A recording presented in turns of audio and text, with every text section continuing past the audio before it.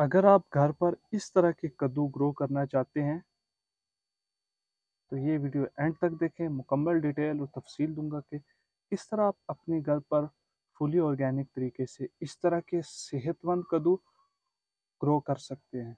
बिस्मिल्लाहिर्रहमानिर्रहीम, अस्सलाम वालेकुम रहमतुल्लाहि व बरकातुहू। उम्मीद करते हैं आप सब दोस्त अहबाब खैर व आफियत से होंगे। वेलकम करते हैं अपने यूट्यूब चैनल किचन गार्डनिंग वैसे में। आज हम आपके लिए एक बहुत अहम वीडियो लेकर आए हैं कद्दू की बेल को लेकर। अगर आपने कद्दू की बेल घर पर लगाई हुई है और अभी तक कद्दू नहीं लगे तो ये वीडियो आप एंड तक देखें। इंशाल्लाह आपको प्रॉपर गाइडलाइन और इन्फॉर्मेशन दी जाएगी। चैनल पर नहीं है, चैनल को सब्सक्राइब ज़रूर कर दीजिएगा और बेल के आइकन पर भी ज़रूर प्रेस कर दीजिएगा ताकि हर नई आने वाली वीडियो का नोटिफिकेशन आपको बर वक्त मिल सके। सबसे पहली बात आती है कि हमने कद्दू का सीड कब लगाया था, सीड कौन सी वैरायटी थी, सिलेक्शन वैरायटी थी या हाइब्रिड वैरायटी थी। फर्स्ट ऑफ ऑल, अगर आप बेलों वाली सब्जियां लगा रहे हैं तो कोशिश करें इसमें हाइब्रिड वैरायटी जो है ना उसकी प्रोडक्शन अच्छी आती है, वो आप लगा लें।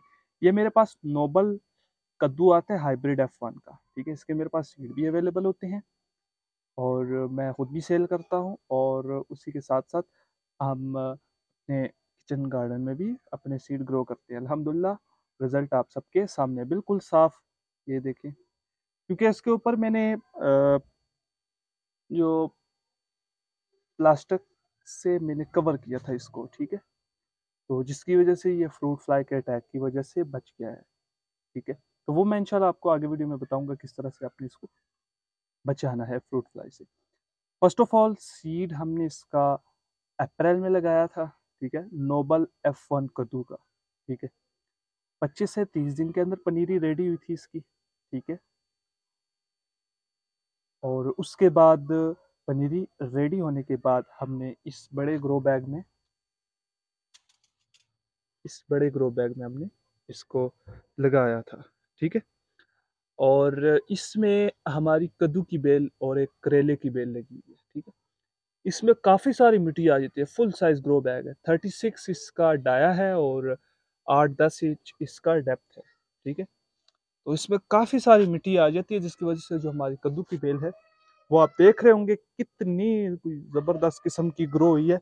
इस पे और भी कद्दू लग रहे हैं छोटे छोटे से, ये देखें। तो ये आप देख रहे होंगे, इनके लिए मैंने स्पेशल जाल बनाया है और बहुत ज़्यादा इन्होंने ग्रोथ की है और अब इनका फ्रूटिंग सीजन है और अब इन पे फ्रूट लग रहा है, ठीक है।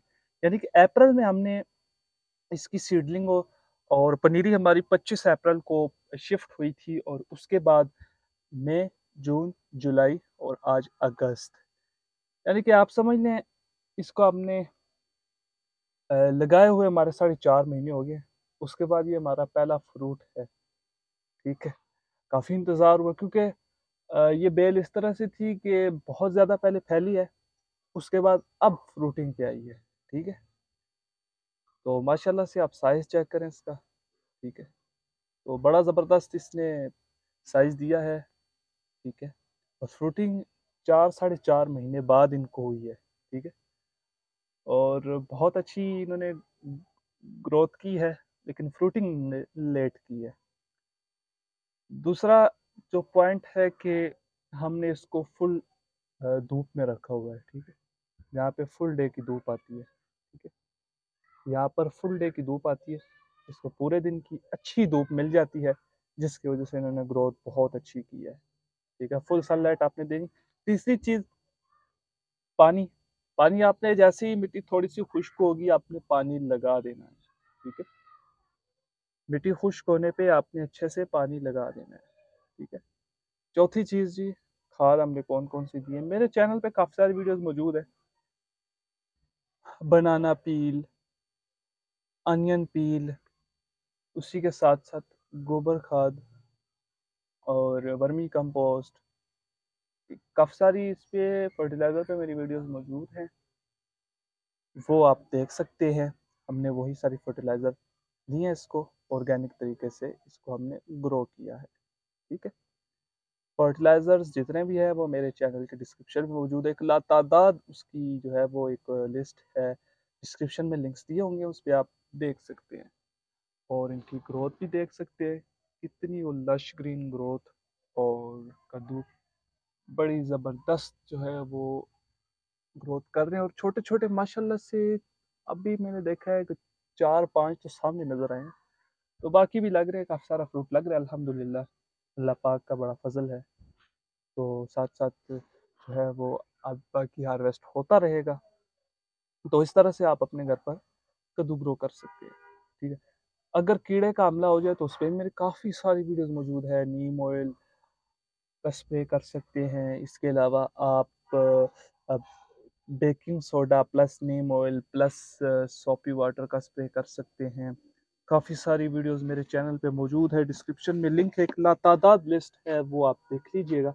जिससे मैंने होम किचन गार्डन वालों के लिए एक आप ये कह लें कि आसानी कर दी है कि किसी किस्म का भी जो भी उनके पास अवेलेबिलिटी है, वो किसी किस्म का भी स्प्रे करना चाहते हैं तो ऑर्गेनिक तरीके से मेरे चैनल पर मौजूद है। ठीक है।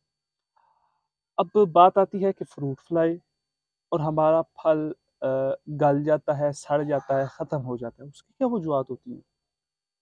देखें, एक है फ्रूट फ्लाई, दूसरा है लैक ऑफ पोलिनेशन, यानी कि पोलिनेशन ना होना। अब पोलिनेशन ना होना बहुत बड़ा मसला है। अब पोलिनेशन इसकी मैंने खुद की थी, क्योंकि इसका फूल खिलता है शाम के वक्त। ठीक है। उस टाइम कोई पोलिनेटर वगैरह नहीं थे। ठीक है। तो इसकी मैंने हैंड पोलिनेशन किया, उस पर भी मेरे चैनल पे वीडियो मौजूद है, वो आप देख सकते हैं। ठीक है। तो पोलिनेशन किस तरह से करनी है, मेल फीमेल फ्लावर का पोलन लेना है, वो साथ आपने टच करना है आहिस्ता आहिस्ता से। ठीक है। किसी भी रुई के साथ, जिसे हम कान साफ करते हैं, वो उसके साथ भी कर सकते हैं। ठीक है। उस तरह से होगा, पोलिनेशन हो जाएगी और देन फ्रूट बनेगा। अब पोलिनेशन भी हो गई और फिर भी फ्रूट गल गया, छोटा रह गया, पीला हो गया। मेरे साथ भी ऐसा हुआ है। अब वो मैंने देखा, उसकी वजूहत ये थी कि जो हमारी कद्दू की बेल पे जो फ्रूट लगता था, फ्रूट फ्लाई की वजह से ख़राब हो जाता था। इससे पहले भी फ्रूट लगा है। ठीक है। लेकिन वो आप ये कह लें कि फ्रूट फ्लाई के अटैक की वजह से जो है वो ख़राब हो गया था सारा। ठीक है। जिसकी वजह से हमें काफ़ी नुकसान करना पड़ा। लेकिन उसके बाद मैंने इसको या तो कपड़े के थैले से, बड़ा थैला बना ले उसमें, या प्लास्टिक शीट से आप कवर कर सकते हैं, जिससे आपको देखें साफ सुथरा और सेहतमंद कद्दू देखने को मिले। किसी किस्म का कोई निशान नहीं है इसमें, बिल्कुल साफ सुथरा बेहतरीन किस्म का आपका कद्दू घर का ही तैयार है। कद्दू मेरे नबी हज़रत मोहम्मद मुस्तफ़ा सल्लल्लाहु अलैहि वसल्लम की प्यारी सुन्नत है, उनका पसंदीदा आप ये कह लें कि सब्ज़ी है, और इसके बहुत सारे फ़वाइद हैं। तो आप अपने घर पर कद्दू ज़रूर उगाएं, क्योंकि ये सुन्नत है मेरे नबी की सल्लल्लाहु अलैहि वसल्लम। कद्दू ग्रो करना मत भूलिएगा। तो ये कुछ टिप्स दी हैं मैंने। ठीक है। इसके अलावा भी कुछ क्वेश्चन हो तो आप कर सकते हैं। हाँ, बहुत सारे लोगों के ये भी क्वेश्चन है कि कद्दू की बेल पे अभी तक कोई फूल नहीं लगे। देखिए, हो सकता है अपनी शेड में लगाई हो बेल, या तो वैरायटी देसी होगी, कोई सिलेक्शन अच्छी नहीं होगी, या तो फिर आपने कोई खाद नहीं दी होगी। खाद पे भी बहुत डिपेंड होता है, वेदर कंडीशन पे भी बहुत डिपेंड होता है। खाद आप इसको ऑर्गेनिक तरीके से 7 दिन के बाद गोबर खाद दें, अच्छा रिजल्ट देखने को मिलता है। उम्मीद करते हैं छोटी सी वीडियो जो हमारे कद्दू की बेल के हवाले से थी, आपको अच्छी लगी होगी। अगर आपको आज की वीडियो अच्छी लगी हो तो हमारे चैनल किचन गार्डनिंग बाय सबको सब्सक्राइब करना मत भूलिएगा। मिलते हैं जी एक नई वीडियो के साथ, तब तक के लिए दीजिएगा इजाज़त। अल्लाह हाफ़िज़।